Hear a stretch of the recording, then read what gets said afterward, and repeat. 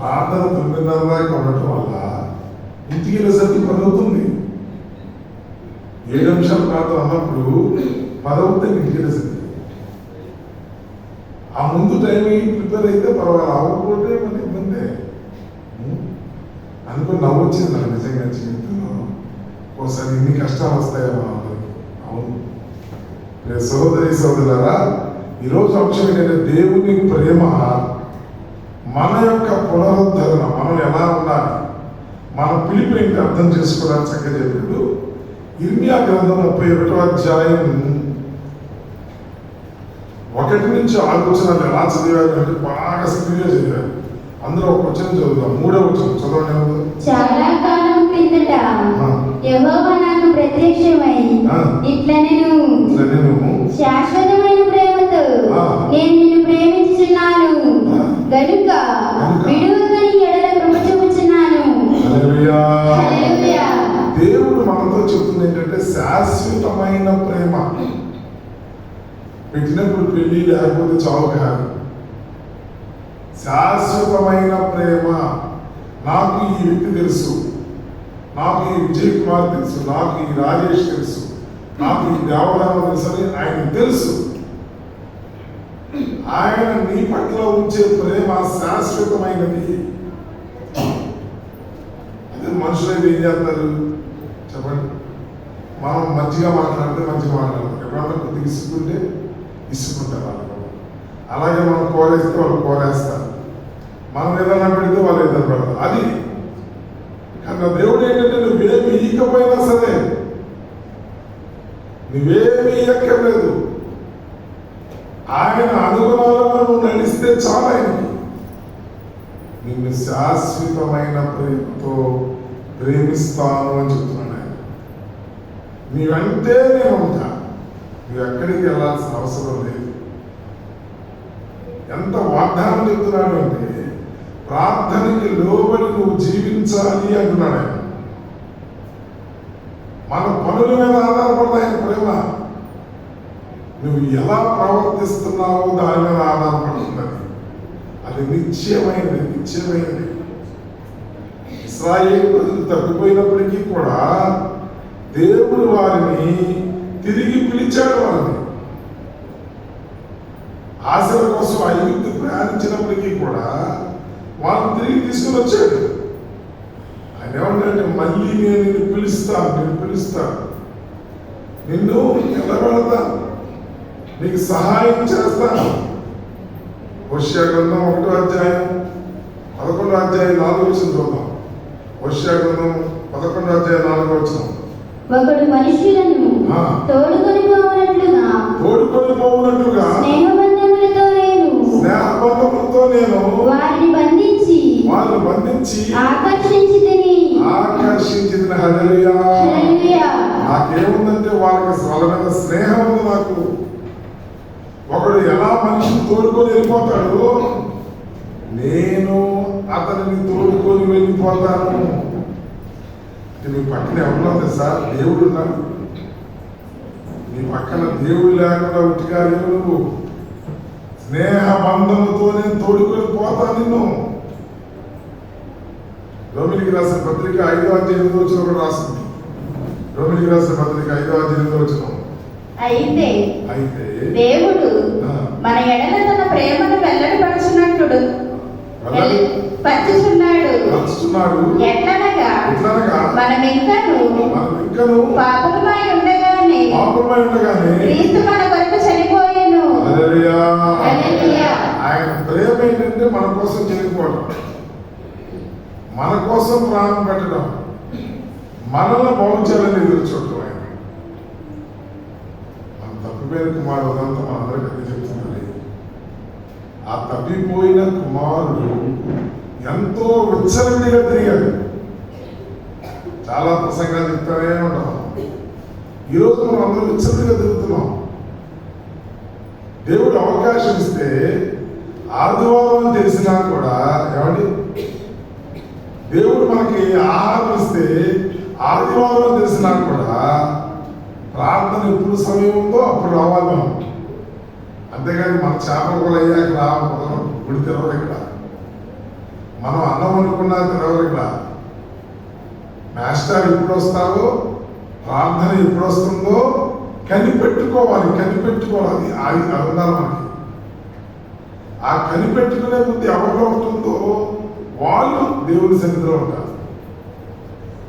Suppose నేను ఇప్పుడు 11 వాళ్ళు చేపలు వండటం అయిపోతుంది, వాళ్ళు వస్తారనుకుని ప్రార్థన ఉండదుగా, ప్రార్థన అయిపోతుంది.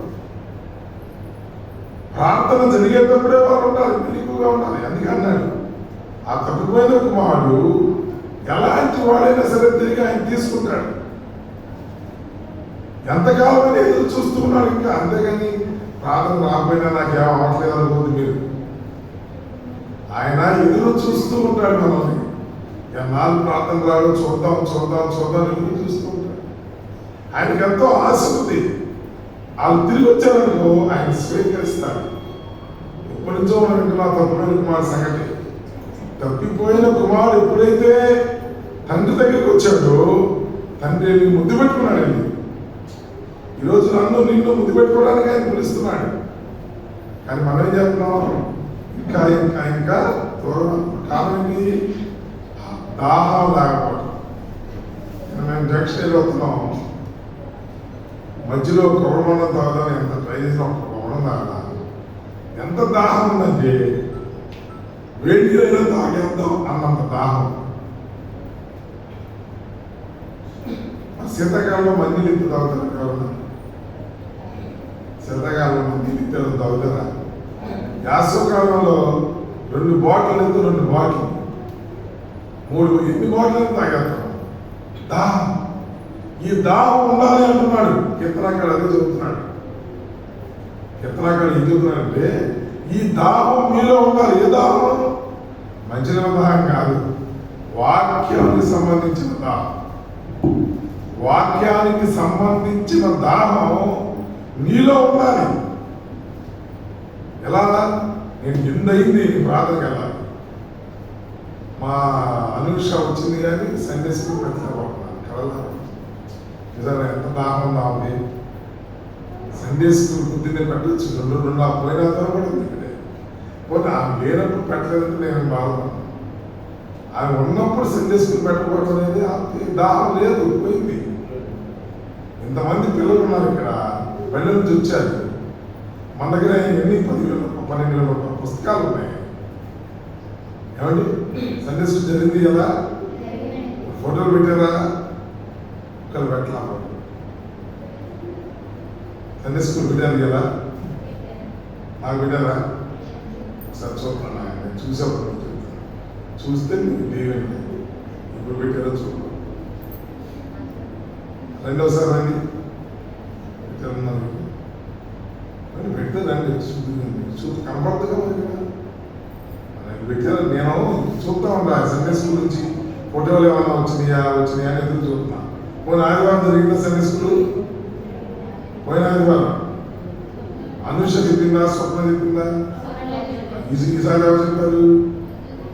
ఆ మంది చెప్పింది, రమాయణ మంది చూడమని. అదే చెప్తున్నా, మీరు తీయాలి కదా, మీ ఇన్ఫర్మేషన్ మనకు రావాలిగా. చక్కగా ఇక్కడ మన పుస్తకాలు ఉన్నాయి, వేల రూపాయల పుస్తకాలు. ఈ సంవత్సరం కూడా కొనాలి, కానీ ఈ సంవత్సరం బ్లాక్ రీగల్ని పెట్టి ఆఫీసర్ మళ్ళీ వచ్చే నవంబర్ 6th కొంటాం. ఉన్నదాన్ని బట్టి బడ్జెట్ ఎలా ఉంటుంది అనమాట, ఎలా జరగాలి. 2 సార్లు కొన్నాము ఈ సంవత్సరం 6. నేనే వెళ్ళేవాడు విజయవాడ వెళ్ళి అన్ని కొనుక్కొచ్చేవాడు. ఈ సంవత్సరం అలొకేషన్ లేదు, బడ్జెట్ దానికోసం పెడతారు. మళ్ళీ వచ్చే నవంబర్ 6 మళ్ళీ పెడతారు. తప్పనిసరిగా వాటన్నింటినీ ఏర్పాటు చేస్తారు. ఎందుకు చెప్తానంటే పిల్లలు ప్రార్థనకి రావాలి. యాక్చువల్గా వెకేషన్ బైబిల్ స్కూల్ అని పెడుతున్నారు బయట వాళ్ళందరూ. మనం కూడా పెట్టాలి. రేపు ఈ 7 రోజుల్లో మన సన్ని వస్తున్నాడు కాబట్టి 7 రోజులు పిల్లలందరికీ పగలు బైబిల్ స్కూల్ పెడతారు. బైబిల్ చదివించడం, పాటలు నేర్చుకోవడం అవన్నీ పండగ మీకోసమే పెట్టేది. పగలంతా కూడా వాళ్ళు బిజీ చేస్తారు. వాళ్ళు మిమ్మల్ని వెకేషన్ బైబిల్ స్కూల్లో అందరూ కూడా బైబిల్ ఇచ్చి చదివిస్తారు. పొద్దు నుంచి సాయంకాలం అదే పని. పిల్లలందరూ కూడా మీటింగ్లో పాల్గొవాలి. పిల్లల కోసం దాహం ఉండాలి మనందరికీ. ఈ పిల్లలందరికీ గాలిగా తిరగడం కాదు. మీ పిల్లల్ని పంపిస్తే వాళ్ళు నేర్పుతారు, మ్యూజిక్ కూడా నేర్పుతారు. క్యాషియర్ కూడా వాయిస్తారు, అన్నీ చెప్తారు వాళ్ళు. పాటలు ఎక్కువగా నేర్పుతారు, పాటల మీద ప్రాక్టీస్ చేయిస్తారు. ఆ దాహం ఎవరికైతే ఉంటుందో వాళ్ళు ఖచ్చితంగా చూడండి ఏమన్నాడు 63 అధ్యాయం 1 వచనం ఏమన్నాడు కీర్తనగా, దేవా నా దేవుడవు నీవే, వేకువనే నిన్ను వెలుగుదును, నీ బలమును నీ ప్రభావమును చూడవలెనని పరిశుద్ధాలయం నందు నేనెంతో ఆశతో నీ తట్టు కనిపెట్టి ఉన్నాను. నీళ్లు లేక ఎండి ఉన్న దేశమందు నా ప్రాణము నీ కొరకు తృష్ణ కొని ఉన్నది. నీ మీది ఆశ చేత నిన్ను చూడవలెనని నా శరీరము కృషించుచున్నది. హల్లెలూయా. నీళ్లు లేక ఎండి ఉన్న దేశంలో నా ప్రాణము కృష్ణపరుచున్నది. దాహం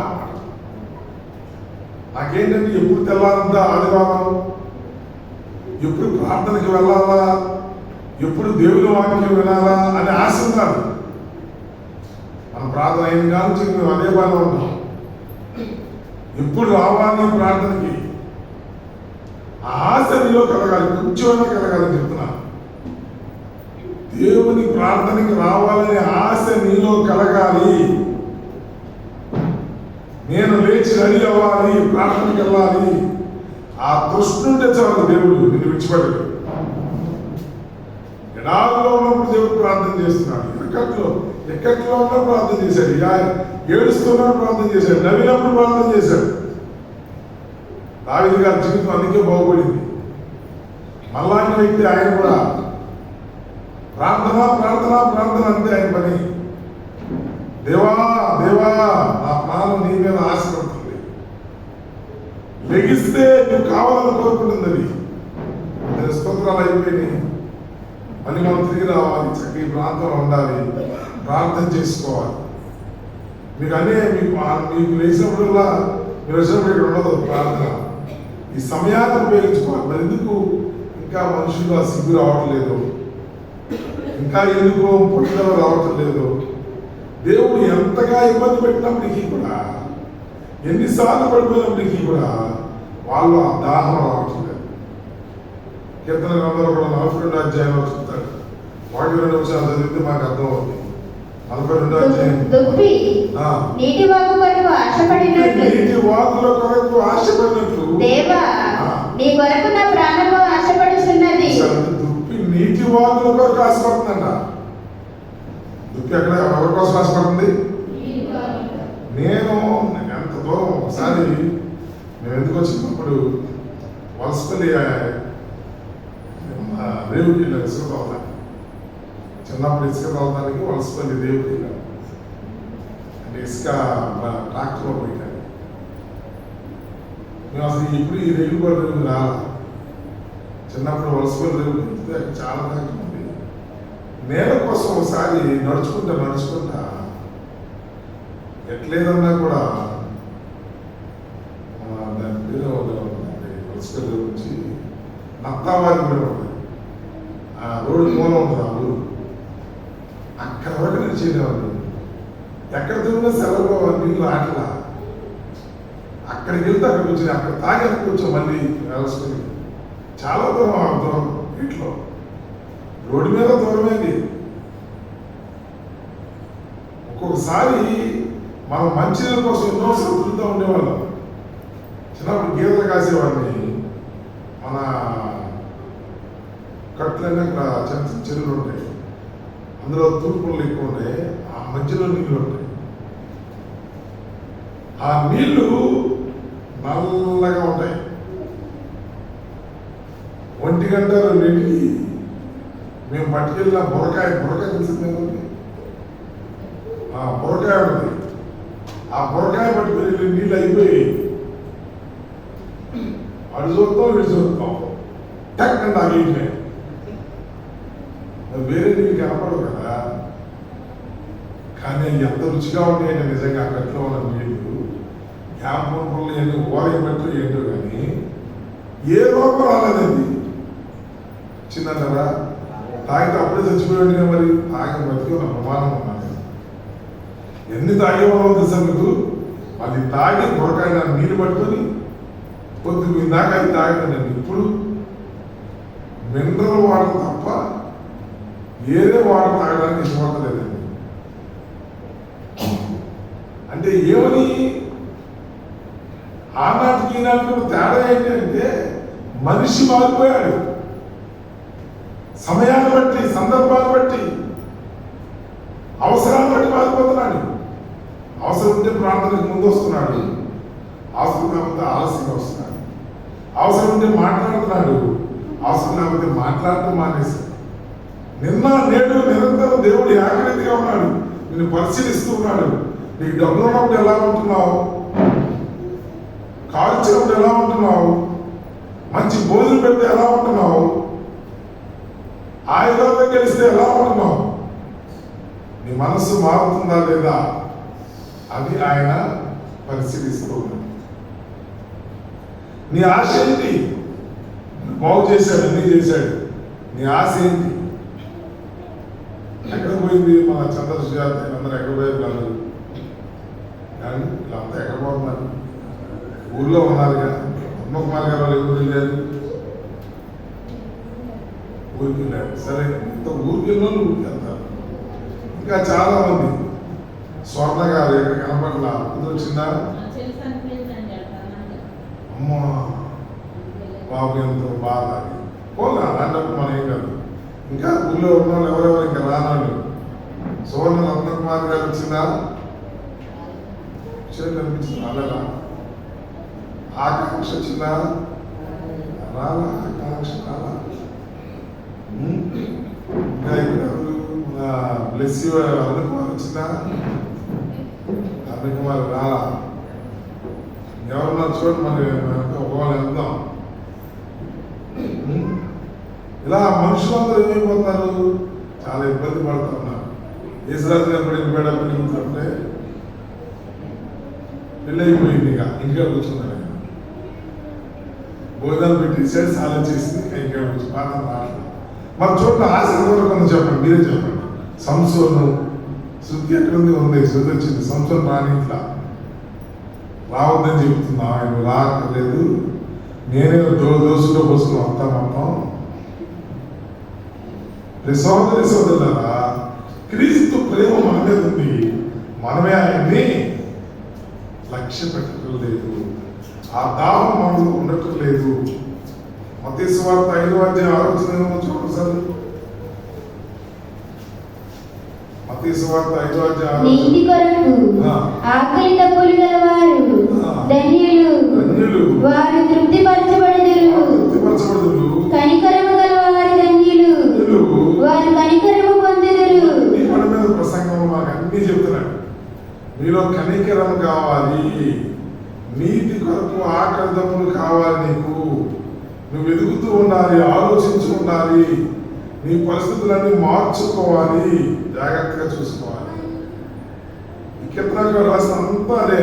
నీకు దాహం ఉండాలి, దాహం ఉండాలి.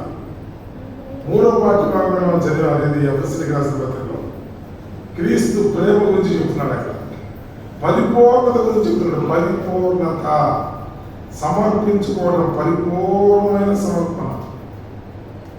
పౌలు ప్రార్థన చేశాడు. పరిపూర్ణమైన సమర్పణలో వేరున్నారు. వేరు లేకపోతే ఎదగలేము. దేవుని సంపూర్ణత ఉండాలి. ఒక చెట్టుకు బలమైన వేరు కావాలి. క్రీస్తు ప్రేమ యొక్క వెడల్పు, ఎత్తు, లోతు అర్థం చేసుకోవాలని చెప్తున్నాడు ఆయన. 18వ వచనం అదే చదవండి సార్.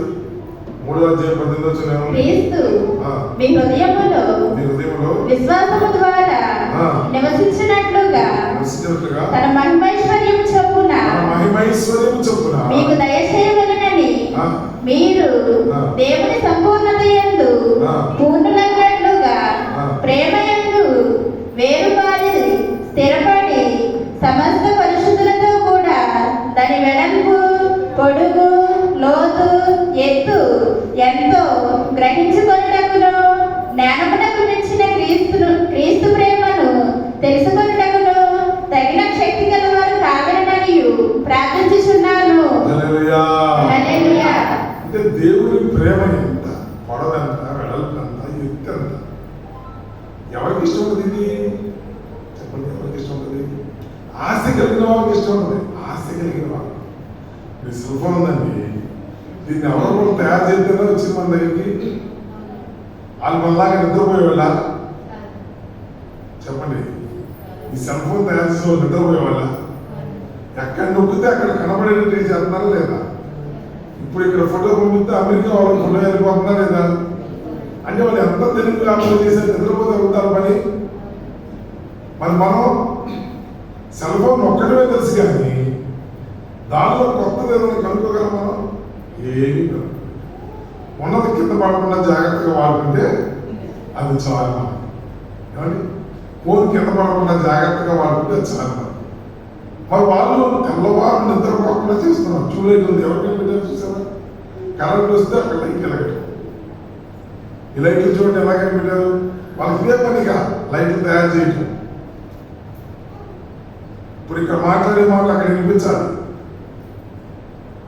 పెద్ద సౌండ్ రేపు ఉరకత వాళ్ళు మాట్లాడితే వినపడతా లేదని మరి ఈ ఫోన్ పోవడం కొత్తవి. నిన్నే కొనుక్కొచ్చారు వాళ్ళు. చెక్ చేస్తున్నా నేను ఇంత దూరం నుంచి మాట్లాడితే లాగుతుందా లేదా, క్లియర్గా వస్తుందా లేదా. నిన్న మన అగ్రానంద్ రాజేష్ గారు వెళ్ళారు, ఇది తీసుకొని వచ్చారు బాబు. సహోదరి సహోదరులారా, అక్కడ ఏంటంటే పరిపూర్ణత కావాలి. పరిపూర్ణత. కొలసీకి రాసిన పత్రిక 2వ అధ్యాయం 6వ వచనం. కావున మీరు ప్రభువైన క్రీస్తు యేసును అంగీకరించిన విధముగా ఆయన యందు వేరుపారిన వారే. ఏం చేయాలన్నా? వేరుపారిన ఏమా లాస్ట్ ఉన్న పరిశుద్ధం గారు ఆయన ఎందు ఏం చేయాలి? మనం వేరుపారాలి. వేరుపారిపోవాలి. వేరుపారాలి. ఇంటి వలె కట్టబడుచు. ఇంటి వలె కట్టబడుచు. ఎలా కట్టాలి? ఇల్లు ఎలా కడతారండి రాజేష్ గారు? ఇల్లు ఎలా కడతారు? మా స్తంభాలు బాగా కడతారు. ఇల్లు ఎలా కడతారా? బాబు లాస్ట్ ఉన్న హర్ష. రే హర్షగా ఎక్కడ వెళ్ళిపోయా? ఇల్లు హర్ష. ఇల్లు ఎలా కడతారా? పునాదులు తవ్వాలి. ఏమండి, వాటిలో రాళ్ళు వేయాలి, సిమెంట్ చేసుకుంటూ రావాలి, మళ్ళీ పిల్లలు పోయాలి. మనం ఎలా చేసుకోవాలి? రోజు రోజుకి ప్రార్థనకు వచ్చి ఎలా కట్టబడాలన్నాడు? ఇంటి వలె కట్టబడాలి. కట్టబడాలి. ఇల్లు వలె కట్టబడాలని మనందరం. ఇంటి వలె కట్టబడుచు. చక్కగా రాస్తానండి. మొదట వేరు పాలన వారే ఉండాలి మీరు. చెట్లాగా ఏరు పాలన చెట్టు ఏమవుతుంది? అందుకే ఈశ్వరుడు ఏం చెప్పాడు నాకు అర్థం అవడానికి? 4 రకాల ప్లేసులు చెప్పాడు కదా. ఏం ప్లేస్ చెప్తారా ఎవరైనా? 4 రకాల ప్లేస్. విత్తనాలు తిరుగుతుంటే ఏం చేశారండి? ఈ సంగతిగా చెప్తారా ఎవరైనా? యేసుప్రభు వారికి విత్తనాలు జరుగుతున్నప్పుడు విత్తనాలు 4 ప్లేసుల్లో పడి ఎవరు చెప్తారా? మగవాళ్ళు ఎవరైనా చెప్తారా? అఖిరానంద్ ఇంటర్మీడియట్ దా చదివాడు, వాడు చెప్తాడేమో. 4 ప్లేసులు పడినా ఏమన్నా తెలుసా? మీ నాయన చెప్తున్నా. రైతు విత్తనాలు జరుగుతుంటే విత్తనాలు 4 ప్లేసుల్లో పడి. ఒకటి మొదటి ప్లేస్ ఏంటి? త్రోవ పక్కన పడిన విత్తనాలు. అమ్మాయిలు బాగున్నారు, అబ్బాయిలు వేస్ట్ అంటున్నారు కదా. రాజు కొన్ని విత్తనాలు చదివితే త్రోవ పక్కన పడి. త్రోవ పక్కన పడితే ఏమైంది? పక్షులు వచ్చి, పక్షులు అంటే బర్డ్స్, అవి వచ్చి తినేసి వెళ్ళిపోయింది. అట్లాగే దేనికి ఉదాహరణ చెప్పండి? దేనికి ఉదాహరణ ఎందుకు చెప్పారు ఆయన? కొంతమంది గుళ్ళో వస్తారు, వాక్యం వింటారు, మళ్ళీ వచ్చేతో వెళ్ళిపోతారు. వాళ్ళకి అలాంటి వాళ్ళ గురించి చెప్పారు ఆయన. త్రోవ పక్కన పడిన వాళ్ళు వీళ్ళందరూ. ఆ 2 విత్తనాలు ఎక్కడ పడి? దావీదు చెప్పమన్నాం. 2 విత్తనాలు ఆయన చదువుతున్నప్పుడు మొదట త్రోవ పక్కన పడి పక్షులు తినేసి. వాళ్ళు ఎవరు ఉదాహరణ అంటే గుడికి వస్తారు కానీ చెప్పింది ఎందులో వెళ్ళిపోతారు. 2వ విత్తనాలు ఎక్కడ పడి? మగవాళ్ళు ఎవరైనా చెప్పారు? మగవాళ్ళే మంచి నేలలో పండి. అప్పుడే లాస్ట్కి వెళ్ళిపోయాడు ఆయన. సరే, మంచి నేలలో పండి. మంచి నేలలో పడితే ఏమైంది? ఫలించి. అంటే ఏంటి? వాక్యం వింటారు, దాని ప్రకారం నడుస్తారు. ఏరు పారింది కాబట్టి ఎప్పుడు పచ్చగా ఉంటారు. నీటి వాదన నాటబడిన మొక్కలాగా ఉంటారు. ఫలితం వస్తుంది. మరి ఇంకా ఇంకా రెండు విత్తనాల గురించి చెప్పాలి. మగవాళ్ళు చెప్తారు. మగవాళ్ళు రాతి నేలలో పడింది. కృష్ణ చెప్తున్నాడు రాతి నేలలో పడింది. అది ఎవరు పుత్రులు రాతి నేల అంటే దానికి తెలుసా? దానికి మొదలకు తెలుసా? రాతి నేలలో పండితులు ఏమవుతాయి? రాతి నేలలో పండితులు ఏమవుతాయి? కొద్ది మొక్క మొలుసుద్ది, ఏది ఉండదు. ఎన్ని రోజుల వరకు ఉండదు? కొన్ని రోజుల వరకు ఉండదు. తర్వాత ఏమైపోద్ది? ఎండిపోద్ది. ఎలాంటి వాళ్ళు గురించి చెప్పారు? ప్రార్థన వస్తారు. ఫస్ట్ బాప్తిసం తీసుకున్నప్పుడు బాగానే ఉంటారు అందరూ. తర్వాత ఏమంటారు? బాప్తిసమా గీప్తిసం అంటారు. ఇక అంత దెబ్బ పోతారు ఒక రెండు. అలాంటి రాత్రి నేల పెట్టాడు. నా పాటు నావచ్చు అని పాడుకుంటారు వాళ్ళు. ఎప్పుడు వెళ్తారో తెలవదు, దారి తెలవదా. ఇప్పుడే వచ్చేస్తూ ఉంటారు. రాత్రి నేల పడ్డారు. ఏదైనా పంట అగలంగానే వెళ్ళిపోతారు. ఏదైనా పంట అగలంగానే వెళ్ళిపోతారు. మరి ఇంకొకటి ఉన్నారు ఎవరు? మందుల పొదల్లో పనిచేటటువంటి విత్తనాలు. మందుల పొదలు కొన్ని విత్తనాలు మందుల పొదల్లో పడితే ఏమైంది?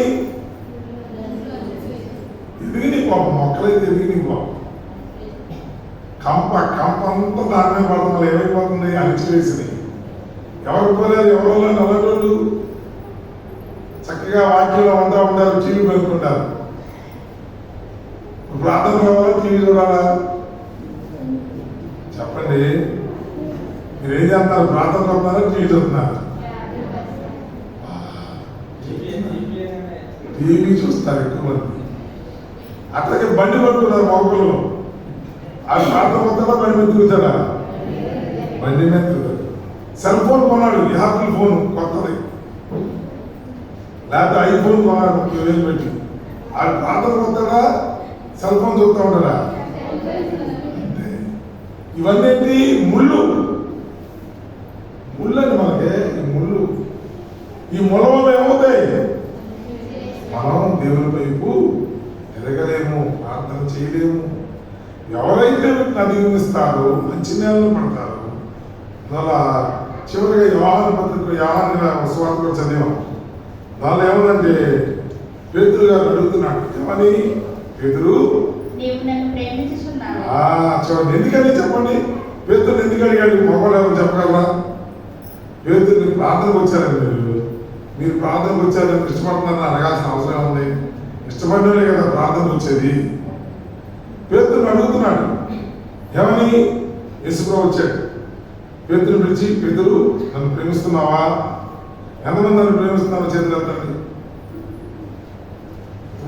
ప్రేమించారు కదా, నేను నచ్చలేదా మా మొగలందరూ నచ్చని డైరెక్ట్గా అడుగుతున్నా కూడా చెప్పు.